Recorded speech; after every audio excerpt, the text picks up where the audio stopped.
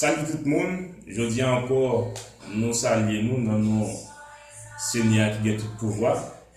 Merci avec vous-même qui abonnez avec Chaneza, ou même qui partagez, qui like la vidéo nous, et qui encouragez avec l'autre monde pour abonner avec Chanel là.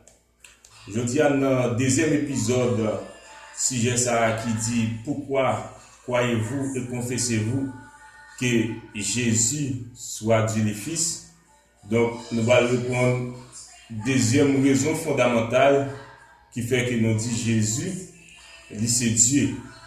Deuxième raison, donc, nous représentons comme ça, Jésus est Dieu à cause de sa supériorité aux anges. Qui sont les anges? Le Fils est le reflet de sa gloire et l'empreinte de sa personne. Il soutient toutes choses par sa parole puissante. Il a fait la purification des péchés et s'est assis à la droite de la majesté divine dans les lieux très hauts. Il est devenu d'autant supérieur aux anges qu'il a hérité des noms plus excellents que les anges. Car auquel des anges Dieu a-t-il jamais dit, tu es mon fils, je t'ai engendré aujourd'hui, et encore, je serai pour lui un père, il sera pour moi un fils.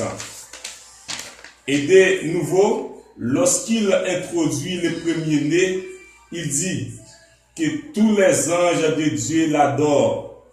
De plus, il dit des anges. Il fait de ses anges des esprits et de ses serviteurs une flamme de feu, selon Hébreux 1er, verset 3 à 7. Les anges n'ont pas droit à l'adoration. Ne sont-ils pas des esprits au service de Dieu, envoyés pour exercer un ministère en faveur de ceux qui doivent hériter du salut? Hébreux 1er, verset 14. L'ange me dit, écrit, heureux ceux qui ont appelé au festin des noces de l'agneau. Puis il me dit, ce sont les paroles véritables de Dieu. Je tombais à ses pieds pour l'adorer, mais il me dit, garde-toi de le faire. Je suis ton compagnon de service et celui de tes frères qui ont le témoignage de Jésus. Adore Dieu, le témoignage de Jésus est l'esprit de la prophétie.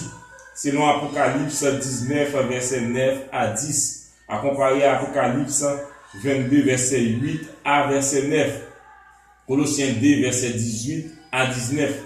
Jésus a été fait, selon les Écritures, inférieur aux anges pour un peu de temps, le temps de son abaissement, mais c'est lui, le Créateur. Colossiens 1er, verset 16, Matthieu 26, verset 53, 2 Thessaloniciens 1er, verset 7 à 8. Tu l'as fait pour un peu de temps inférieur aux anges. Tu l'as couronné de gloire et d'honneur. Tu l'as établi sur les œuvres de tes mains. Tu as mis toutes choses sous ses pieds. En soumettant toutes choses, Dieu n'a rien laissé d'insoumis. Selon Hébreux 2, verset 7 à 8a. Le fait qu'il ait été fait pour seulement un peu de temps inférieur aux anges prouve que cet état de fait n'a pas toujours été ni ne sera pas toujours. Car l'abaissement du Seigneur a été suivi immédiatement de sa glorification effective dans le ciel avant de prendre plein effet sur la terre lors du règne millénaire. Hébreux 2, verset 8b. Les anges accompagneront le Seigneur à son retour, car le Fils de l'homme va venir dans la gloire de son Père avec ses anges, et alors il rendra à chacun selon sa manière d'agir. Matthieu 16, verset 27, à comparer à Matthieu 24, verset 31, Apocalypse 14, verset 10. Le Seigneur Jésus jugera les anges, nous aussi associés avec lui. Ne nous savez-vous pas que nous jugeons les anges? Pourquoi pas à plus forte raison les affaires de cette vie. 1 Corinthiens 6, verset 3, comparé à Matthieu 25, verset 41. C'est une série de passages pour que vous capable d'argumenter pour prouver que Jésus, lui, c'est bon Dieu à cause de supériorité sous ange.